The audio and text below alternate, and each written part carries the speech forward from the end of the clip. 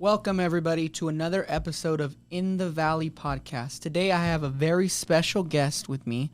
She is a full-time content creator. If you guys live in Arizona, I'm sure you've heard of her.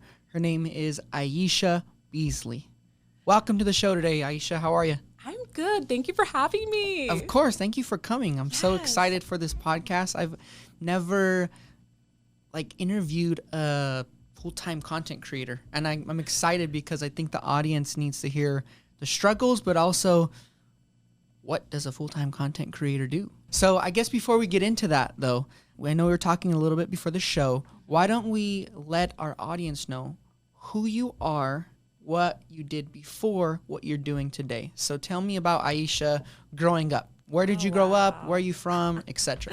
Yeah, so once again, my name is Ayesha Beasley, and I am originally from Arizona, born and raised, and grew up in Tucson. And before content creation, I was a visual merchandiser, and I was doing that for 10 years. Okay.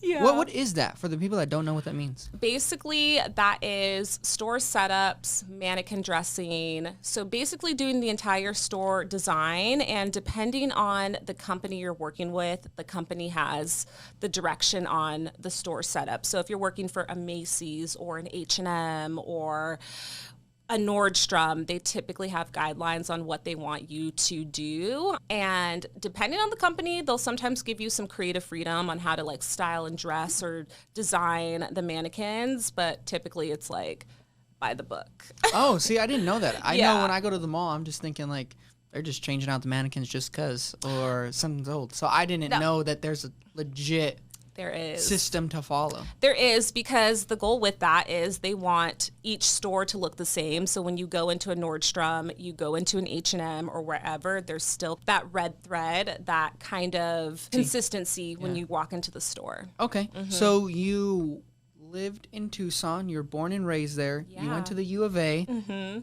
Did you get your degree in that? Or would you end up getting your degree in? Or did you drop out? How did it work? So I was getting my degree in retail and consumer science and then business. I finished up to 3 years. And then with my job, I kept getting promoted and moving up. So I was like, okay, I'm already in this. I'm going to just keep growing. Yeah. I was already a visual merchandiser. I was like, okay, if I can continue to go, I can work my way up corporate. And so I didn't finish. Okay. And then at the time, which is fine, but throughout that timeline, I'm like, man, maybe I should have went back. And that was for a few years until I got now you're doing what you're doing now. Until now exactly. I think that's a good point to hit, though, especially for the audience. If somebody's going to be, I don't know, exactly what yours was, and that's their end goal, and you're already doing it, why finish? If anything, you're going to learn more with the experience of being inside that field. Exactly. So I'm sure you ended up realizing, hey, the more knowledge, I can get more knowledge in the field than trying to just learn about the field.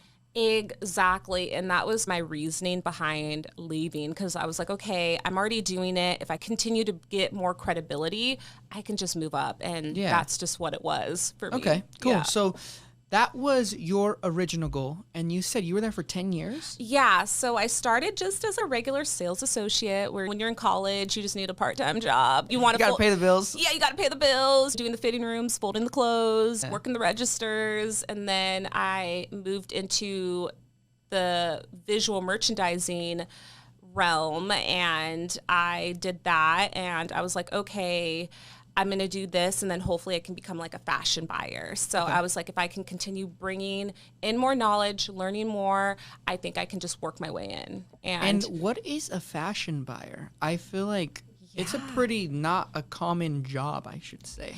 Yeah. Or a career field or whatever. Oh, I know. A fashion buyer is someone who's basically buying for the store. So if you're working for a Nordstrom, those buyers are going to the runway shows, and they're going to look at, and they're predicting the trends. So they're buying for the store. So all the designers. So for a big store. For big box stores. And sometimes smaller stores, or even Gucci, they have buyers too, but it's they're buying based off of the trends. So they're trend watching, and then your job's important. Yeah. Especially for that field, because if you pick wrong and their stuff doesn't sell, on you. Then you're shit out of luck. Exactly. It's a numbers game too. So there was like a lot of mathematics to it. And so I remember telling somebody in like my company, I'm like, oh, I want to be a buyer one day. They're like, you realize, yeah, there's that glamour with going to the runway shows and some buyers get to do that, but it's a lot of pressure and number crunching because you have to look at what's selling. And if it's not selling, it's problematic. Yeah, that makes sense. And then you got to analyze what isn't, how to move things. Yeah, I guess I think that's another good thing to hit on in today's world with the TikToks, the Instagram. Everybody assumes, oh, this is easy money. Yeah. For your field, especially a content creator. Oh, this is easy money. And I think there is something that is not said. Oh no.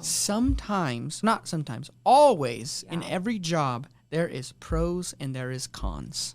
100%. And I just wanted to make that clear because everybody thinks being a content creator is just so easy. I specifically know I post a lot of content and I have these people that are videoing us today. They do all my work for me because it is a job in itself. It's hard work. Yeah. It really is. And people don't realize it. And I'm not going to say, oh, my life is so hard doing what I'm doing. Yeah, you're not saying you're a laborer or you work harder than a roofer or whatever the case may be. No, but there is a lot of things that I don't think a lot of people realize that comes with it.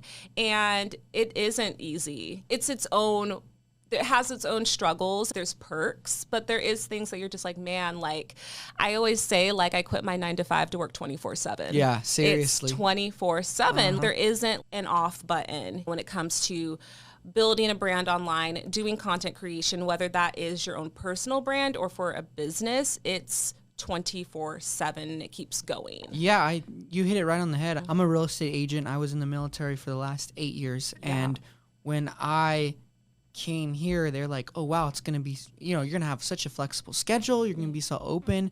I work 24/7, just same way you do. You're just able to maneuver when you work, but you're still working all the time. Absolutely. You're always on the clock. So I guess let's go back to your story. I mean, you're working there for 10 years. You're climbing up the corporate ladder. Yeah.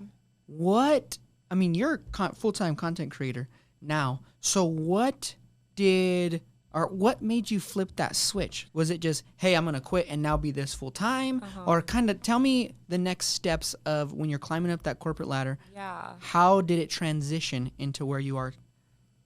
Absolutely. Yeah. So when I first started, it was just a hobby. There wasn't this motive. I think a lot of people now get into content creation. I'm not saying this is everybody, but people see the glitz, the glamour, the free things, the trips, the beauty brand trips, the PR, and they want that, or like the fame and the notoriety that comes with it. And I think that's just the same thing with the entertainment industry. Like people see that and they're like, I want that, but they don't understand what is the work behind it. Yeah, what's on the back end, the dark side, the cons to it. So when I started back, I had a blog, a Tumblr, and this was back in like 2008. Wow. Like, this is such a long time ago. You're aging yourself right now. Yeah, I know. Don't tell everybody. I was gonna spill my age, but I am a millennial. So I had a Tumblr, and that was just a fun creative outlet. Back then, I had a following of over 20,000, and this was back in 2008, which shit, that's a lot. That's a lot for back then. That's a lot. Yeah. And were you still doing like the same stuff that you're doing right now on there, or what was your content like on Tumblr? It was a blog. It was fashion content. Okay, fashion. It was whether I was posting about trends or inspiration. It was just this something fun more little in that thing. field. Okay. Exactly. It was more in that field, and I stopped that for a while, and then I decided to continue working, going up the corporate ladder. A friend of mine was like, hey, why wouldn't you make an Instagram account and do what you were doing back a few years ago? And at the time, I just had my personal Instagram account, and I was like, I don't know. And what year was this, just for timeline purposes? It was 2017. Okay. So I was like, okay, should I make a new account? Should I use my personal account? So I decided to make a brand new Instagram account just because I didn't want people I went to high school with or college or just people I knew to be like, oh, what is she doing? Is she weird? That judgment outside. Yeah, because people think it's weird when you're filming yourself or you're taking photos of yourself, especially back then. Yeah, back then, it still was very... Now, you go to the gym and there's just camera after camera after Tripod camera setup. after camera after camera. But back back then it was still really weird. And so I was like, okay, I'll make a new account.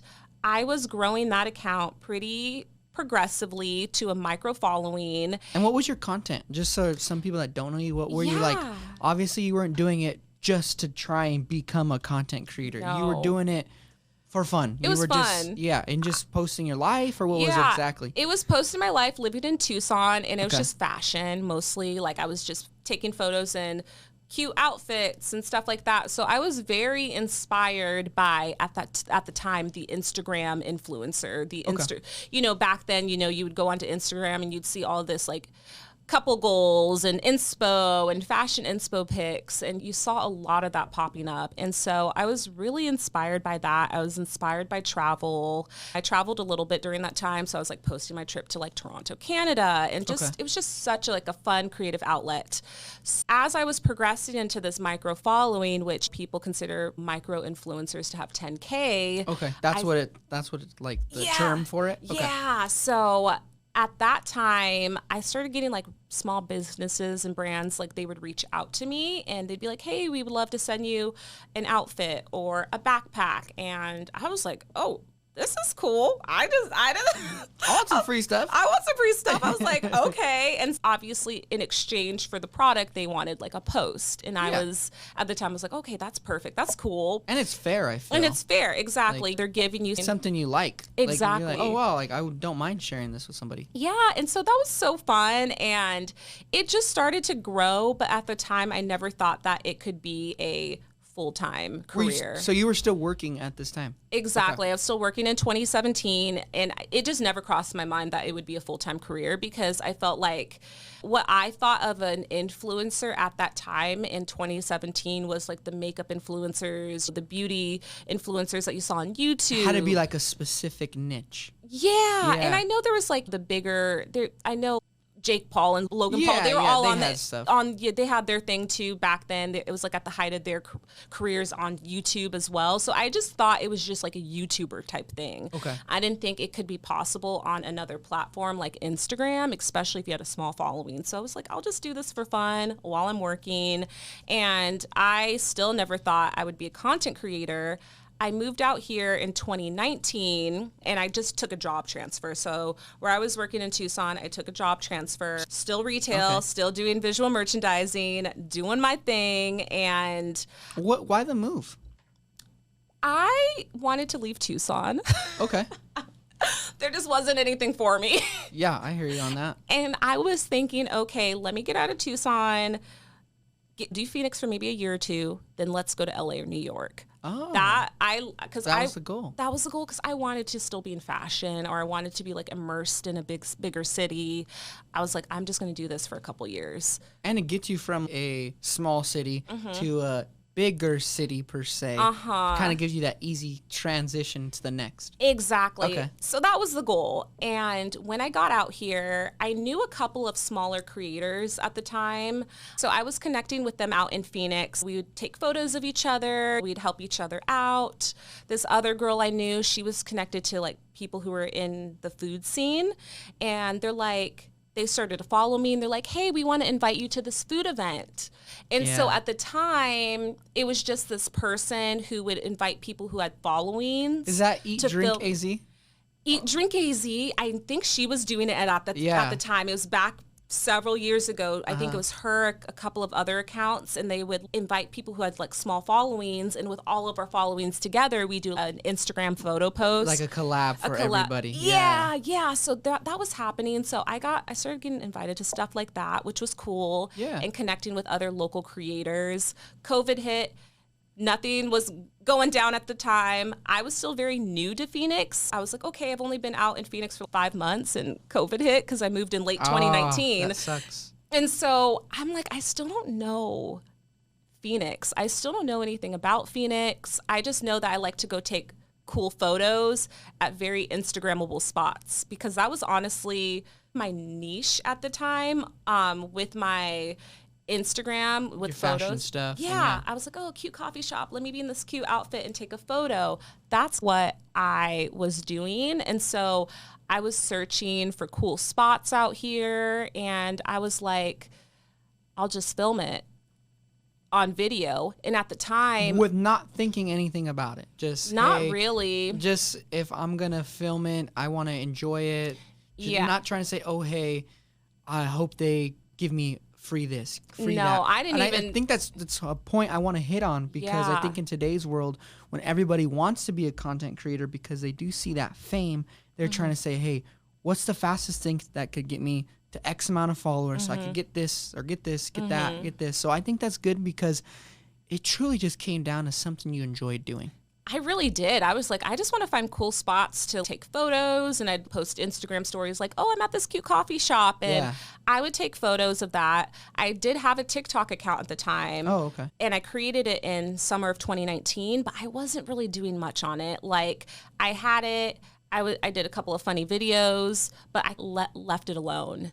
And obviously COVID hit. Everybody jumped on this TikTok thing. Yeah, that's where everybody was on. And out of boredom, I think we were all making goofy videos. We were doing the trending things. We were trying to dance. I was in that. I have some older videos. I'm sure they're still at the bottom of my page. Trying to work it out? Yeah, just being goofy. And I started to grow on TikTok a little bit, but not really. Like, I had a very small following. I think I had 60 followers. It just wasn't anything, but I decided to post these videos I took at these restaurants and at these places that I went to. And so I'm like, okay, I'm just on TikTok? On TikTok. I'm just going to compile these videos. One of them was a 50s diner in Tucson called Little Anthony's. When I went back home to visit like my sister and my family in Tucson, I was like, oh, let's go to this like 50s diner. I want to go get some Instagram pics. It's super cute, super aesthetic.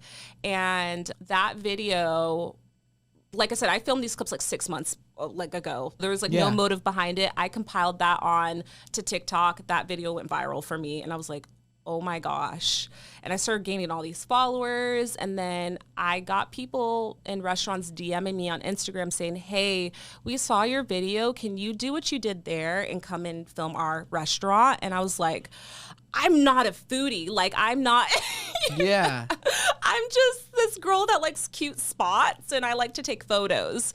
And so at the time, I just didn't know how to react to that, because or how to respond, I guess. What do you say? Sure? Or I was like, are they? I mean, it's different. Like a company where they're saying, "Hey, here's a free shirt. Here's a free hat." It's a restaurant. So what do they say? Restaurant. Here's a free meal. What do you do? It was I mean, it was in exchange for free meals. And at the time, I was so used to being gifted like clothing and beauty products. I never was a foodie account. I never was someone who was reviewing food. I know there was back then in 2019, early 2020, there was foodie accounts emerging that we now see now that are extremely large and big out here. But that just wasn't me. And so I was just like, okay, I was still broke, struggling. A free meal sounded nice. And I was furloughed from my job. Yeah. I was living off of what we'd get those little stimulus checks. Yeah. So I was like, well, yeah, I'll take some food. So I was like, okay, we'll roll with this. And that's how it transitioned from your fashion to like the food stuff. The food and lifestyle and this whole Arizona Places, which was like this intro I just randomly created. I was like, okay, I'm gonna name it Arizona Places. Yeah. And like go ahead and give us your intro, because everybody loves it. So let's hear it. Welcome to Arizona Places. So for you that don't know her account, I'm sure you guys will now know it from that voice. Yeah. Because every time, I mean, my fiance is here today, and every time we're in there, in the living room, we're just watching Netflix, and it's just, welcome to Arizona Places. That's so funny. So what made you transition? You're starting to get more interest from these food places. They're hitting you up, DMing you. What made you realize, hey, I should go full on and give full effort with this and see how it goes? Or what was your thought process behind that? Obviously, you're gaining more traction, but why switch from this and give it your full effort? Because you're only getting free meals. I think, and I want to touch on this because I think people think that with content creators, you're just making buku bucks and you're making $50,000 just by a post. And I think they get that because you got the Kylie Jenners and the Kim Kardashians that sure they could post something and make 100,000 just off the post, but from a person that's just starting their fashion blog and now going to your foodie stuff. How does that transition and why even give it the full effort? Yeah, that was tough because I never imagined being a foodie. I think I've learned a lot over the last few years about food and about cocktails, and I never thought that was something I was capable of. And I just realized this was a need in the Valley. People wanted to figure out like what are the cool spots in Arizona? Where can I go take someone out on a date, or where can I go to have fun with my girlfriends or a night out? And I think that wasn't really represented in the Valley or in Arizona in general. I think pre-COVID, the whole thing about Arizona was it's boring, there's nothing to do, I want to leave. And I had those feelings too, being an Arizona native. I would have never imagined I'd be living in Phoenix, that, especially now long term. I would have never thought that. I was like, there's just nothing out here. There's nothing to do. And Phoenix is emerging and growing like crazy. There's new restaurants that are opening every week. Yeah, like we weekly. have 10,000 people moving to Arizona a month. That's crazy. So when you hear that, your page was definitely needed. And I think with people listening, I just feel there's always excuses with people with whatever they want to do, whether that's a content creation, being a real estate agent, being whatever the case may be. And something to hit on there is you noticed that there was an opportunity to provide some value. You're an outsider coming from Tucson to here, and you're realizing, hey, if I don't know what there was to do here and I had to find these places, I'm sure there's going to be other people to do it. So let's go ahead and move in and see how it happens. See what takes off. Exactly. And that's what it was. And in the beginning, it was me investing my own money into paying for my meals, my coffee, my bobas, everywhere While you're there filming because I wasn't getting, yes, I was getting some restaurants reaching out, but in general, I wasn't really getting that many restaurants in my DMs begging me to go. It was like, I'm literally spending my own money. Like, this is authentic. This is real. This is my own money I'm spending. And I'm just going to have fun with my friends. Like, if it was a night out at the Pemberton, or if it was, I went here to go I found this cute coffee shop. A lot of that, like my early videos, all my own money. Okay. Yeah. And that's good to know, because I think everybody thinks, oh, she has X amount of followers and now she's just getting it for free. But just like anything in life, it takes time to build, but also an investment to build. You were already going to go get there to have coffee anyway. So shit, why not just film it? Exactly. And you were already going to do it. And it's just something that you truly enjoyed. And I think that's what helped you to keep going. Exactly, because I think a lot of creators, they ask me, they're like, how did you do it? How did you balance your full-time job and content creation? Honestly, it was just sacrifice. Literally, when the time I got off of work, because I would go in a lot of times either 6 or 7 a.m. because as a visual merchandiser, you need to do the store setup before the store opens. Yeah. Early mornings, get off of work. I would go out and film. I would try out a new restaurant. I would film. I would edit. I would post. And all yourself? Yeah, all myself. That's what it was. Weekends, I knew I was hanging out with my friends. Perfect time to grab out my camera, my phone, film. It was literally anytime I had an opportunity, I was filming. Yeah. Whether I was out with my friends, because my you family. Enjoyed it. You liked it. That's what's good. That's what keeps you motivated to keep going. So we'll talk about today now. So you're now officially a full-time content creator. Congratulations. Thank you. Number one, how long have you officially been a full-time content creator?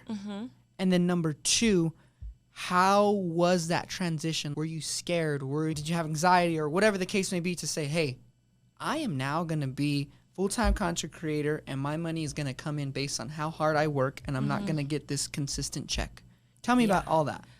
Yeah, it really was a very tough decision. There came a point where I probably could have left even earlier, but I'm officially full-time as of January of this year. Okay. And it was a hard decision for me to make, because the reality is you're working for yourself and you don't know when that next check is coming in. And that was really scary for me. But everybody's like, Ayesha, you're getting all these brand deals. These big brands want to work with you, not just on a local level. I was getting sponsorships from, big, like whether it was like a hotel chain, or I think even like in my earlier days, I like worked with McDonald's. I had a campaign with them. So I was getting like big checks from big national brands. So I had a lot of their backing and their support. But yeah, no, it was a really tough decision. I think I had to know that I had enough consistently coming in each month that I know that if I eliminated my full-time job, I would be okay. And it wasn't a decision I took lightly. I would never recommend someone just be like, just be a full-time content creator. YOLO, let's do it. No, like it's a lot. It's a big decision. It's not easy because you have to make sure you have stable income. You may need multiple sources of income. Like, to be just reliant on brand deals, I just don't think is the smartest thing, because one month you may get 2 or 3 brand deals. The next month there may be nothing coming in, and the money fluctuates month to month. So I would just say, like, you need to make sure like you have stable income to eliminate your full-time job, because not having health insurance, not having those benefits, it's definitely scary. Yeah, for sure. I think that's something I want to touch on next. Obviously, this is your first full year now. We're in December, so this is your first full year as a content creator. From now, that transition from your normal 9 to 5 and now doing the full-time content creation, let's get into some myths, some tips and tricks. But number one myth I think people think is, I know for me, I used to think the same thing. So if you're working with X brand and they're saying you post something with them, how does payments work? Is it like, and you can get into, you don't have to tell me how much, but you can just tell me, like, you were talking about a brand deal or a collab, or people give you sponsorships.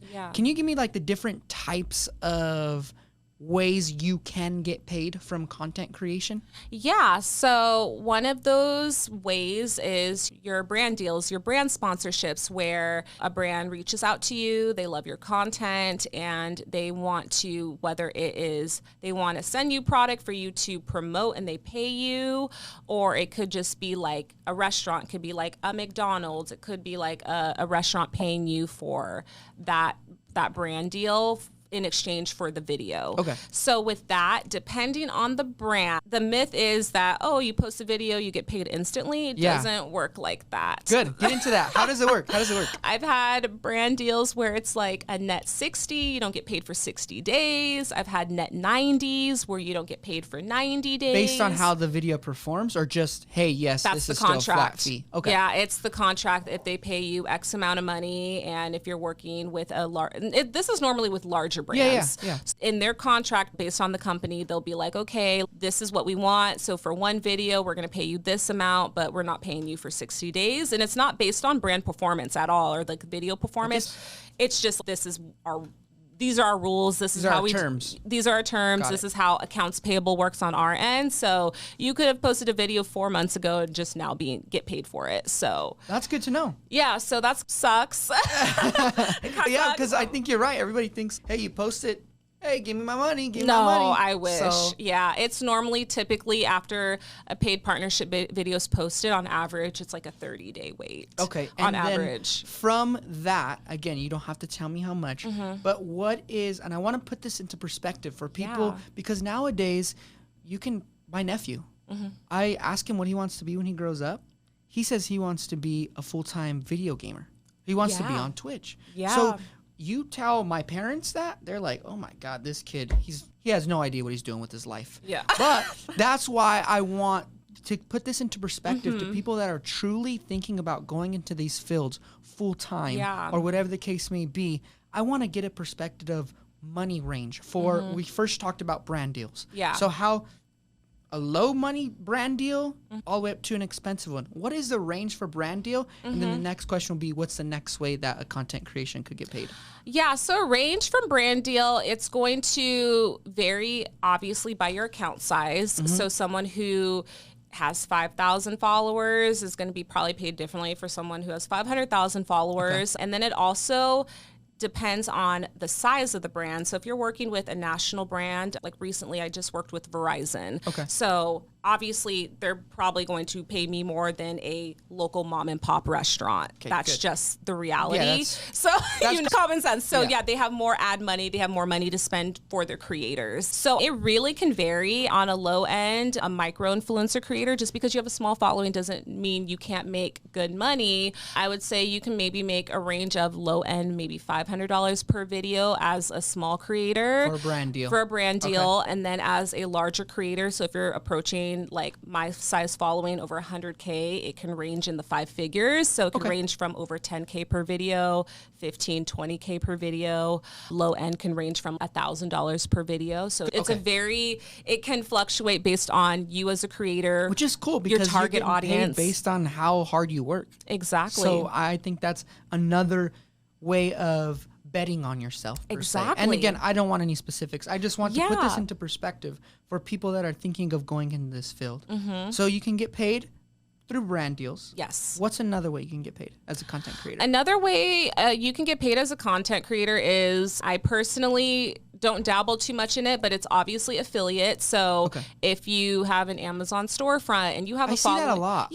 Yeah, Amazon. I know there's a couple other ones that people use. Get like a percentage or something? Yeah, you get a percentage back. I know a girl who's killing it on Amazon, and she was able to not only leave her job, but retire her husband too.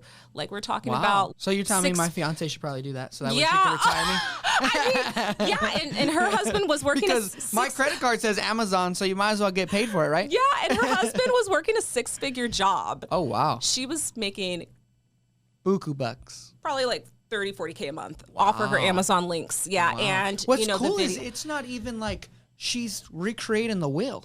She's just orders something on Amazon, shows her experience, and here's my link. It's not like she's creating it. Yeah, because I'm sure you've seen it on like Instagram or TikTok, and these people are posting what their Amazon finds for the month. That's how I buy some shit and from there, they're like super viral videos, and these videos are getting millions of views for all the finds they find on Amazon, and they're making crazy money. Yeah, and Amazon, they're getting more revenue from it anyway. Absolutely. So, and I think it's smart on Amazon or any business, because I don't have to pay you until the person actually buys it.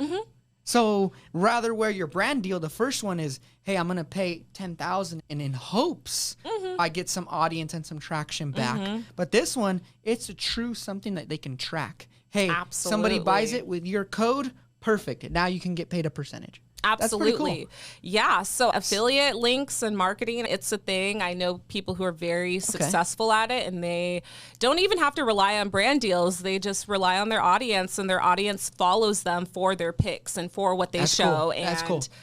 They're making crazy money. Okay, I'm like, if I had the energy, I would get into that. Yeah, I'd imagine that's a little bit more work. So you got brand deals, you got affiliates. I think the next one is probably where everybody hears is sponsors. I don't know if there's another one, but that's what a lot of people hear is sponsors. So how does that work?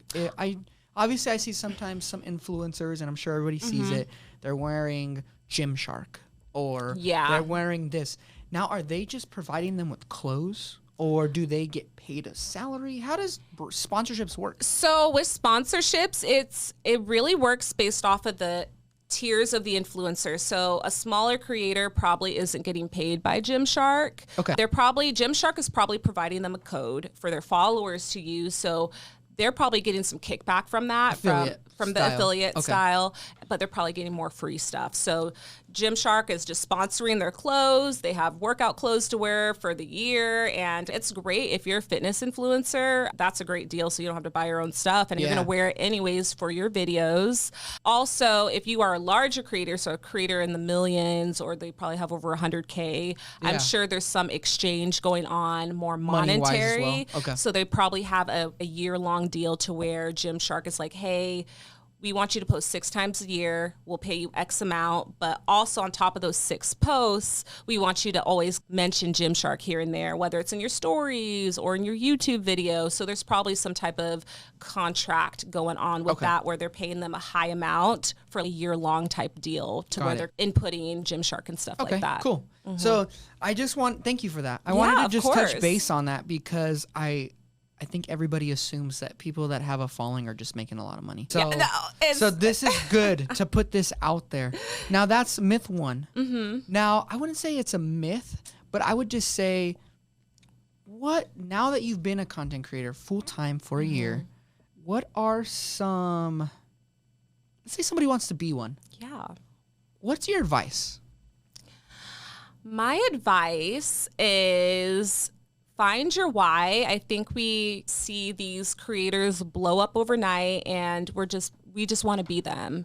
And you also have to find out what you love to talk about, what you enjoy, because you want to make sure it's authentic to you and also something that you actually enjoy, because if you don't enjoy what you're talking about, you're going to get bored and you're going to quit. You're going to be like, this isn't working for me. You're going to get burnt out. You're burnt out. I want to go viral. But if you're talking about something that you actually enjoy making videos about, it's not going to, feel like a lot of work. You're probably not going to quit, and people are probably going to find you more authentic. I feel like people could sense that. Yeah. Like if you truly care about your passion or whatever it is you're talking about. Exactly. I feel like you can sense that in your videos. I'm not sure if that's true, but I feel like you can. I think you can for sure. And I think if you're passionate about it, your following will come. I think we see this overnight success and we're like, oh, I want that. They blew up overnight. They have 100,000 followers. But the reality is that's just not what happens to most creators. It took me 10 years to get to where I'm at. Yeah. My following didn't peak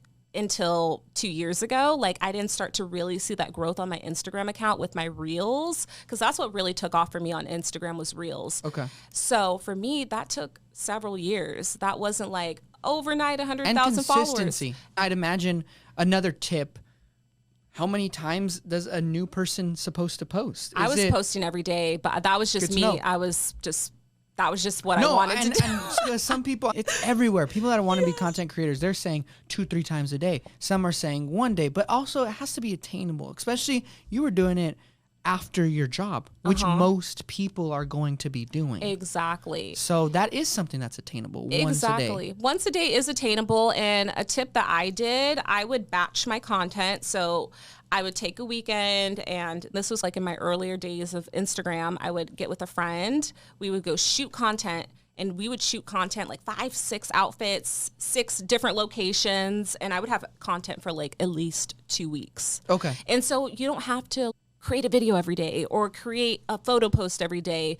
I would just take a weekend and batch your content and then pre-plan it. I even take that tactic even now, where I do a lot of heavy filming for 2 days, edit for 1 day, and then I have content. Like, I have all my videos planned for up to 2 weeks out. Wow. Yeah. Okay. So I'm not essentially filming and on camera every single day. Okay. I'm not at a new place every day. Especially I'm just for not. somebody that's wanting to do that. Yeah. That's good to know, but it's also something where now that you've been doing this for a year, I think the next question that someone is going to ask you is, I mean, you are messaging me saying, hey, I'm sorry, my assistant sent me the wrong address. Yeah. That's going to be the next question they're going to ask is, hey, this is probably for somebody that's already has a growing following or has a good amount of followers. But when do you know, and when did you know to hire an assistant? Also, you post stories, things like that. Are you still running your content today? Are you still editing? Are you still doing those things? And I want to make that known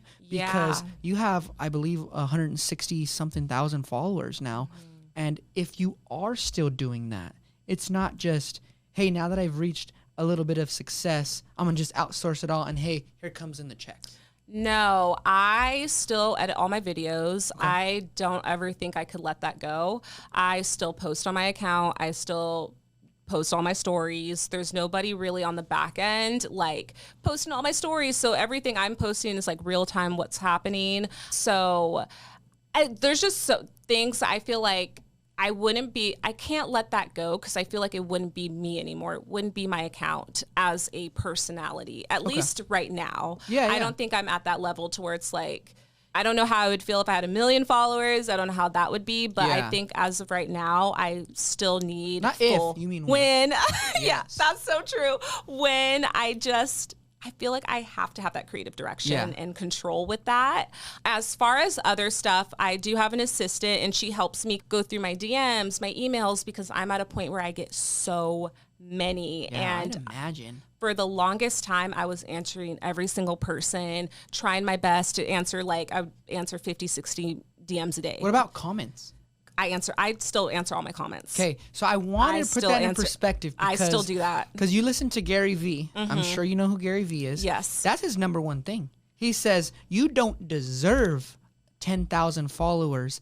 If you can't even answer the one comment that you're getting right now. Exactly. That's so true. And I think that's huge because people are wanting this big success, but they don't see the work that goes into it. Answering every comment I see on your stories, you don't have the thing where somebody could swipe up on your story and message anything. I'd imagine because you would just get bombarded with things. So that's good to know. And I'm glad, like, even today of 160,000 followers and plus, you are still answering comments. Yeah. That's huge. Yeah, I'm still answering comments, answering DMs.